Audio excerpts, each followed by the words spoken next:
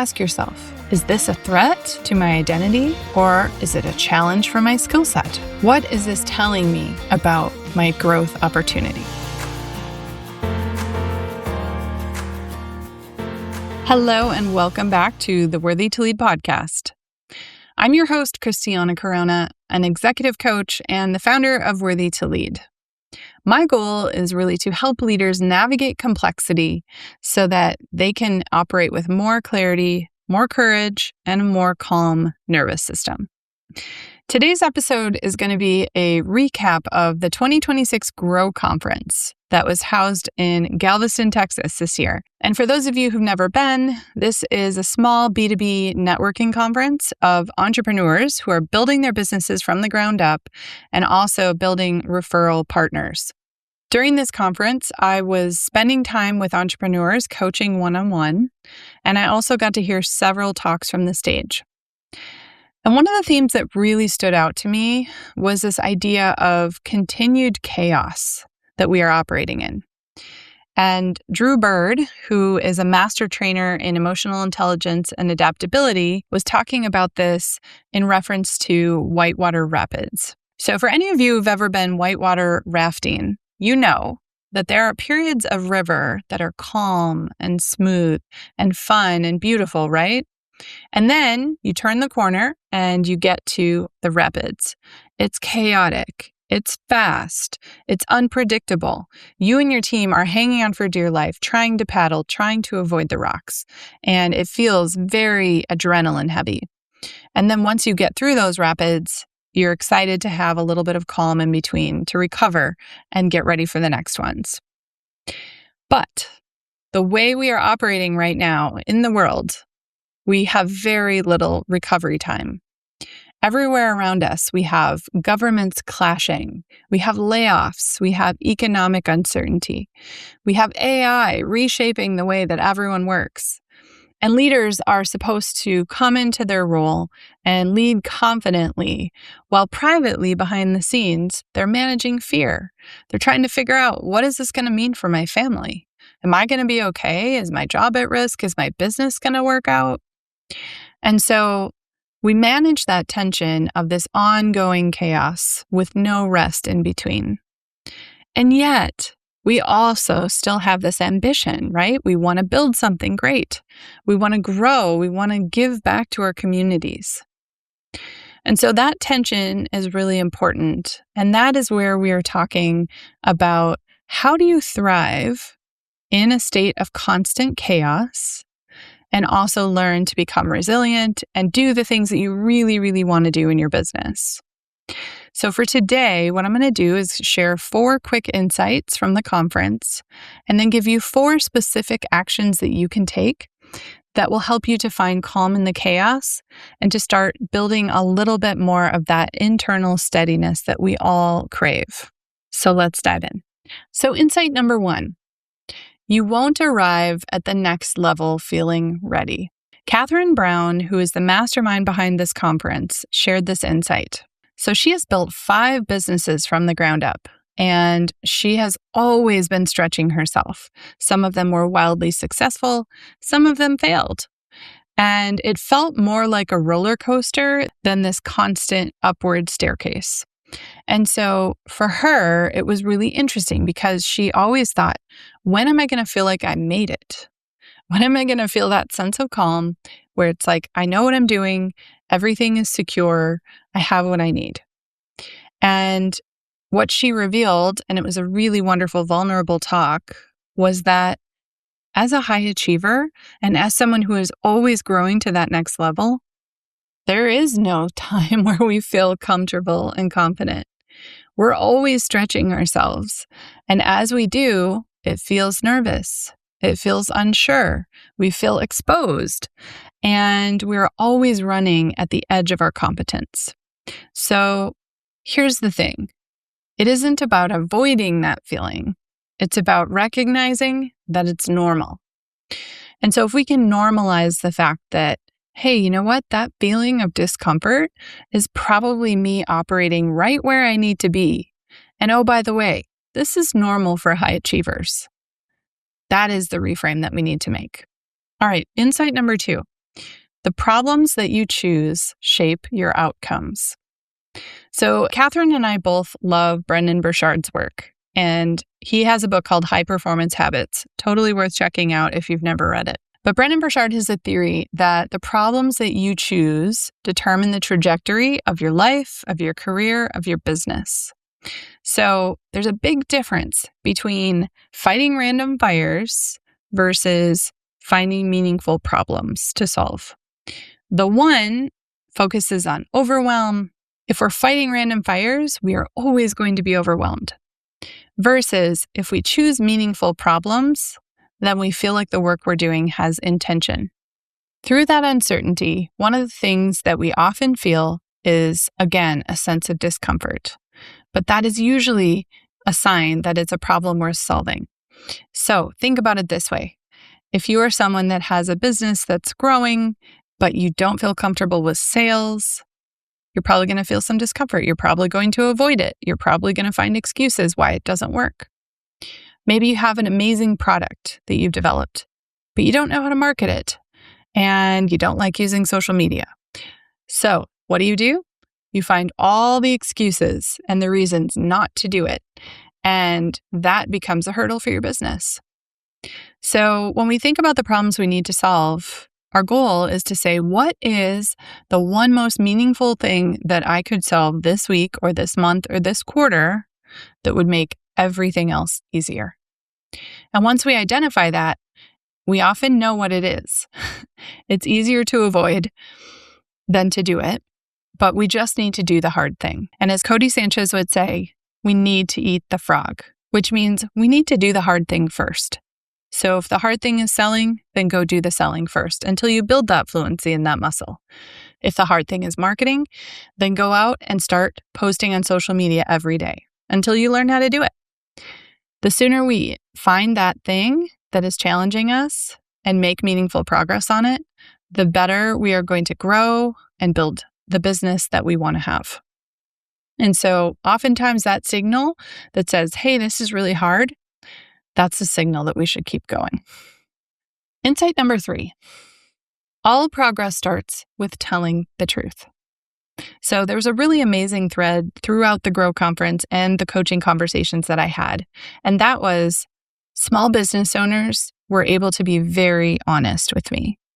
They were honest about, hey, here's where my revenue is dipping. Here's what's broken in my process.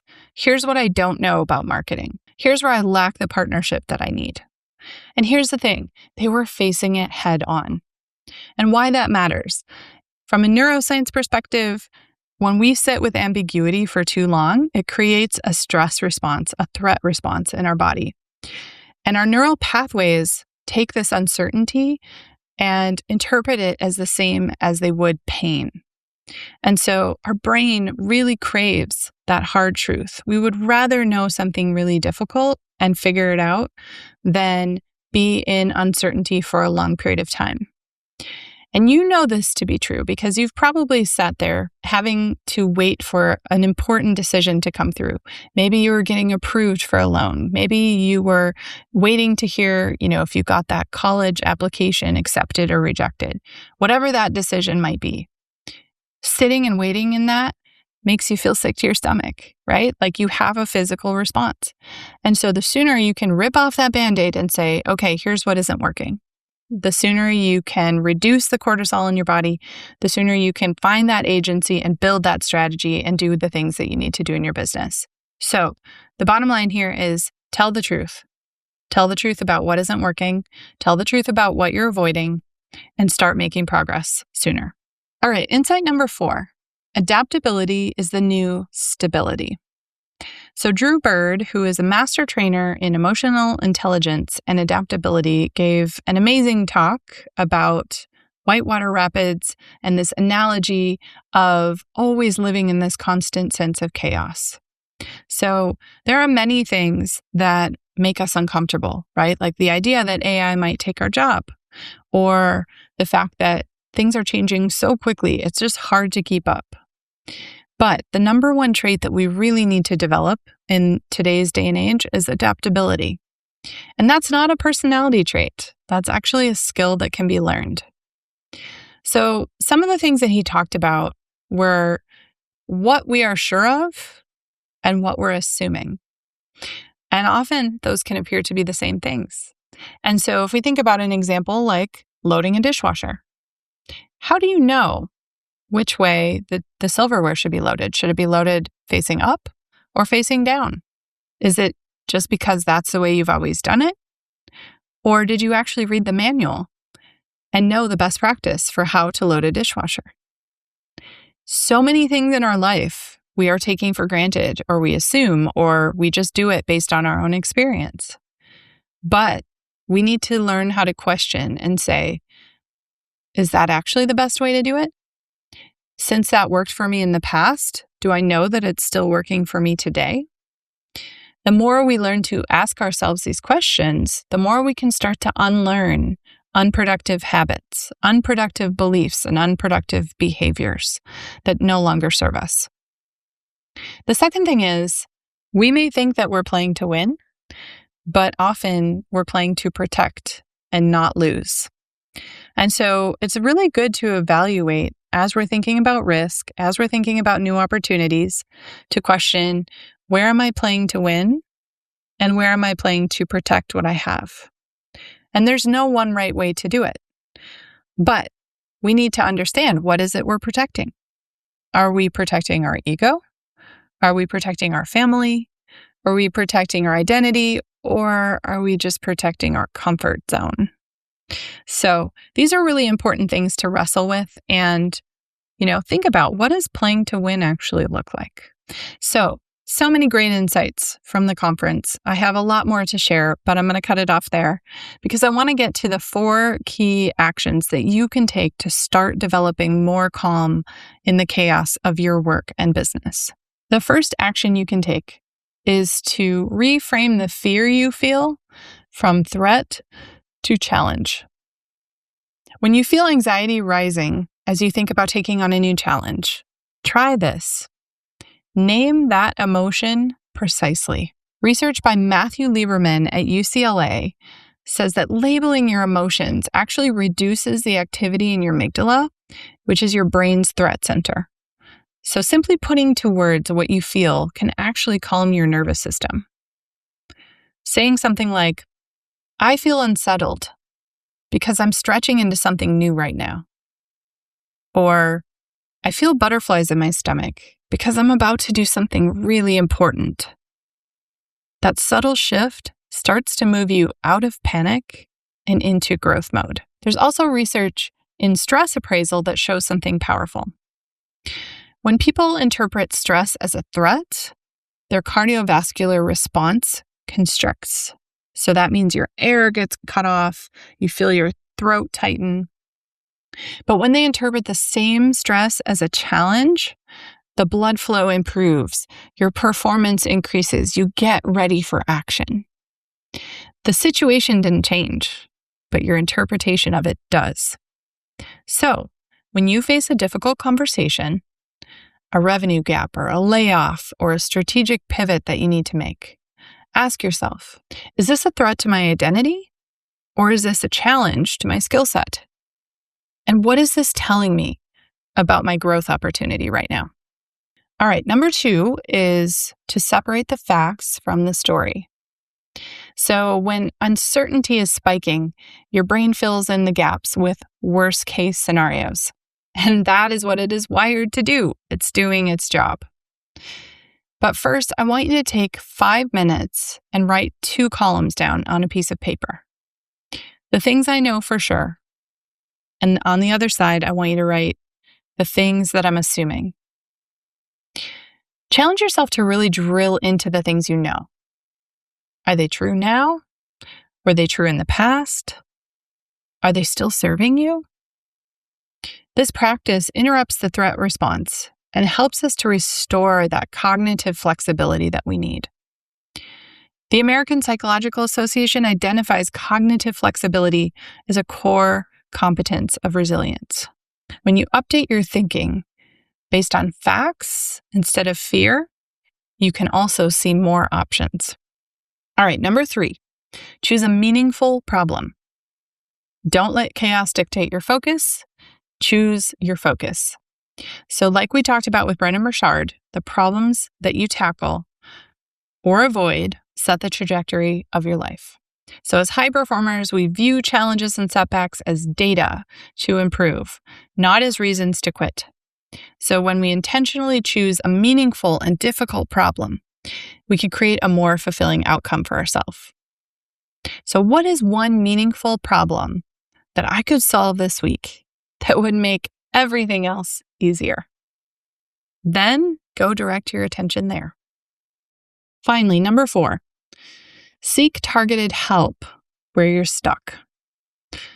One of the things that I mentioned that really stood out to me about these founders was getting targeted help where they needed it. When the stakes are high and you don't have a safety net, you don't have time to mess around. The best entrepreneurs don't try to brute force doing everything themselves. If marketing is your sticking point, then get help there. If sales conversations make you freeze, then get help there. If giving clear feedback to your team feels super uncomfortable, get help there.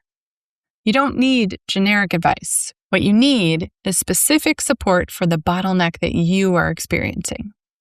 This is where working with a coach or a consultant can really accelerate your growth. When someone helps you see the pattern faster, then you start to move faster. This kind of support is strategic and it's a catalyst for growth. So to wrap us up for today, these are the 4 actions that I want you to take to help you start feeling more calm and centered this week in the chaos that surrounds you.